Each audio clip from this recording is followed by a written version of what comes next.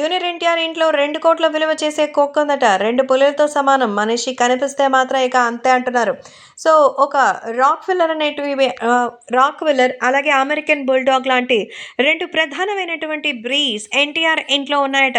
So, junior ఎన్టీఆర్‌కి పెట్ dogs అంటే చాలా ఇష్టం. ముఖ్యంగా ఈ రాక్‌ఫిల్లర్ అయితే ఎంతో అద్భుతంగా ట్రైన్డ్ డాగ్ అంట. సో, ముఖ్యంగా అది తమ కుటుంబ సభ్యులు తప్ప మిగతా ఎవరిని అలో చేయడానికి అస్సలైతే ఒప్పుకోదట. అంతేకాకుండా యంగ్ టైగర్ ఎన్టీఆర్ పిల్లల్ని కూడా ఎంతో ప్రొటెక్టివ్‌గా చూసుకుంటుంది.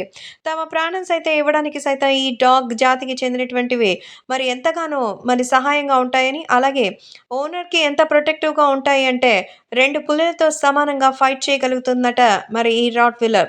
అంతేకాకుండా దానికి ఆప్యాయంగా మనిషికి పెట్టినటువంటి ఓ పేరు కూడా పెట్టుకున్నట్టుగా సమాచారం. తమ కుటుంబ సభ్యులుగా వాటిని భావిస్తారట. తారక్ ఇంట్లో వచ్చినటువంటి సమయంలో ప్రేమగా అవి వచ్చి ఆయనతో ఎంతో సమయం గడుపుతారని కూడా తెలుస్తోంది. సో, అవి ముఖ్యంగా అభయ్‌కి, భార్గవ్‌కి బాగా ఇష్టం. అందుకే ఆ రెండిటిని ఎంతో అపురూపంగా చూసుకుంటూ ఉంటారట. సో, కోట్లు ఖర్చు పెట్టి వాటిని కొనుగోలు చేయడమే కాకుండా వాటి గ్రూమింగ్‌కి, అలాగే ట్రైనింగ్‌కి కూడా ఎన్టీఆర్ చాలా జాగ్రత్తలు తీసుకున్నట్టుగా తెలుస్తోంది.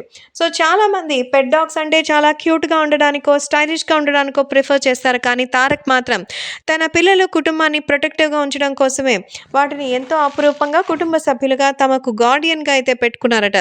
ఇది చూసి అందరూ ఎంతో షాక్ అవుతున్నారు. సెలబ్రిటీలు సైతం తారక్ యొక్క పెట్ డాగ్స్ చూస్తే మాత్రం దడుసుకుంటారని తెలుస్తోంది.